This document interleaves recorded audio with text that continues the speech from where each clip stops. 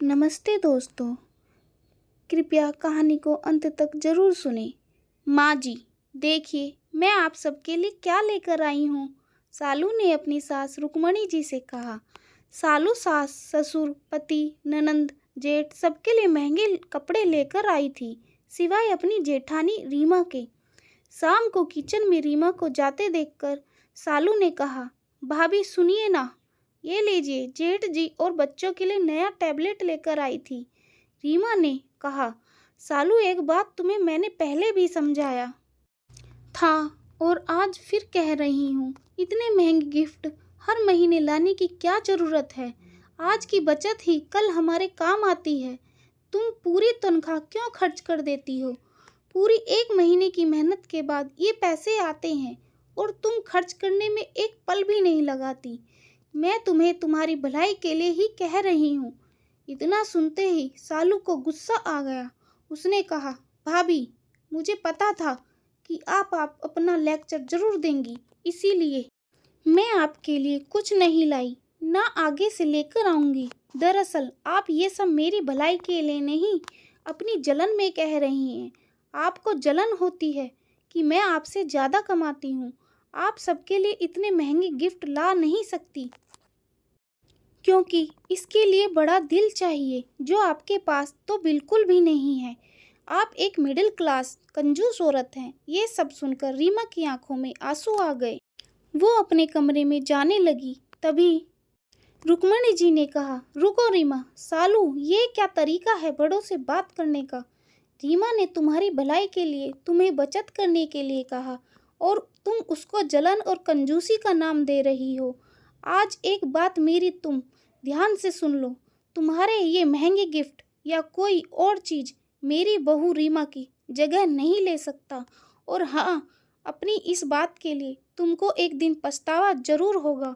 सालू वहाँ से पैर पटकते हुए गुस्से में अपने कमरे में चली गई। सालू ने अपने पति पवन को ये बात बताई। कहा, पवन, बुरा मत मानना, लेकिन मैं चाहे कितनी भी कोशिश कर लूँ, मैं भाभी की जगह कभी नहीं ले सकती, क्योंकि मैंने लव मैरिज की और जेठानी जी माँ जी की पसंद की आई हुई बहू हैं। इसलिए माँ जी भाभी को ज़्यादा प्यार करती हैं। और वहाँ हुई पूरी बात बताई। तब पवन ने कहा, सालू, आज एक बार फिर मैं भी तुमको समझा रहा हूँ कि तुम जितना गलत भाभी को समझती हो, वो उतनी ही समझदार और सुलझी हुई हैं। तुमसे तो वो कभी जलन रख ही नहीं सकती, क्योंकि उन्होंने ही पूरे घर को हमारी शादी के लिए राजी किया था। देखो पवन, तुम भी नहीं समझ रहे। मैं कोई छोटे मोटे घर की बेटी नहीं। मुझे पैसों की कोई कमी नहीं है। मैं अपने शौक के लिए ही नौकरी करती हूँ, वरना मैं जो चाहूँ वो मेरे पापा मुझे तुरंत दिला दे। पापा का इतना बड़ा बिजनेस है, मैं क्यों बचत की चिंता करूं? शालू ने कहा। अगले दिन रविवार को शालू दोस्तों के साथ घूमने जा रही थी। तभी उसकी नज़र हॉल में बैठी जेठानी पर गई। उसने गुस्से से अपना पर्स उठाया और फ़ोन हॉल की टेबल पर ही भूल गई। रीमा ने आवाज़ देनी चाही तो रुक्मणी जी ने रोक लिया। कहा, जाने दो, वैसे भी एक फ़ोन है, उसके पास अभी आवाज़ दोगी तो बेकार में नाराज़गी झेलनी पड़ेगी। रीमा ने हम कहते हुए जैसे ही फ़ोन रखा, देखा तो सालू के फ़ोन पर उसके भाई का फ़ोन आ रहा था। रीमा ने फ़ोन उठाकर बोलना चाहा कि तभी उसके भाई ने बिना आवाज़ सुने रोते हुए बताया कि दीदी जल्दी अस्पताल आ जाओ, पापा को अस्पताल लेकर जा रहे हैं। कहते हुए फ़ोन रख दिया। रीमा के साथ पूरा परिवार अस्पताल पहुंचा। वहां जाकर पता चला कि उनके पार्टनर ने उन्हें धोखा दे दिया और धोखे से सब कुछ अपने नाम कर लिया। सालू का भाई उमेश मुंह पर हाथ रखकर बेंच पर बैठा रो रहा था। तभी रीमा ने उसके सर पर हाथ रखते हुए कहा, उमेश, क्या बात है, अपनी बड़ी बहन को नहीं बताओगे? उमेश आश्चर्य से रीमा को देखने लगा और सारी बात बताई कि अभी पैसे जमा नहीं किए गए तो डॉक्टर इलाज नहीं करेंगे। मुझे और माँ को पापा ने पैसों की कभी डिटेल नहीं बताई। अभी हमारे पास इतने पैसे नहीं हैं और सालू दी भी फ़ोन नहीं उठा रही। मुझे लगा वो ही आएंगी। रीमा ने कहा, लाओ मुझे बिल दो और तुम आंटी के पास जाओ। मैं अभी आती हूँ। और जाकर काउंटर पर पैसे जमा कर दिए। सालू फ़ोन पर अपने भाई के इतने सारे मिस कॉल देखकर परेशान हो गई। तभी उसको उमेश का मैसेज रिसीव हुआ, जिसमें उसने लिखा था, दीदी, पापा की हार्ट सर्जरी हो रही है, अर्जेंट पैसे चाहिए। और उसने इस मैसेज में पूरी बात लिख के बताई। सालू भागती हुई अस्पताल पहुंची। जब वह पहुंची तब तक ऑपरेशन हो चुका था। वहां सिर्फ पवन और उमेश मौजूद थे। सालू रोए जा रही थी।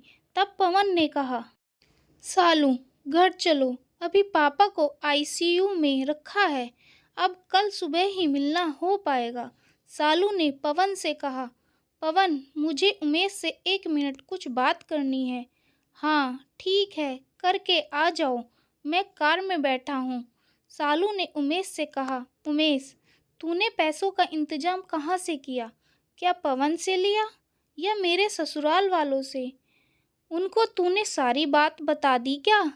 सालू मन ही मन सोच रही थी कि अब उसको हमेशा ताने सुनने पड़ेंगे और उनके पास होंगे तो भी ये लोग मदद नहीं करेंगे। सासू माँ ने पहले ही कह दिया था।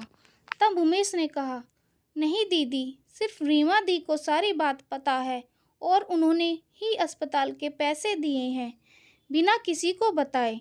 दीदी, वो तो बहुत अच्छी हैं, डॉक्टर से बात भी की और बिना किसी शोरगुल के मदद भी की। अगर आज वो ना होती तो ना जाने क्या होता। वो तो माँ को भी अपने साथ घर लेकर गई हैं।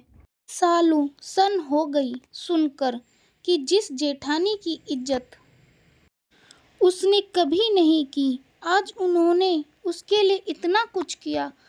तो मेरे प्यारे दोस्तों, इस कहानी से हमें क्या शिक्षा मिलती है? और प्लीज़ कमेंट बॉक्स में लिखकर ज़रूर बताना। और ऐसी ही अच्छी अच्छी कहानी सुनने के लिए कृपया हमारे चैनल को सब्सक्राइब कर लेना और बेल आइकन को ऑल पर सेट कर लेना, जिससे हमारी आने वाली वीडियो की नोटिफिकेशन आप तक पहुंच जाए। धन्यवाद।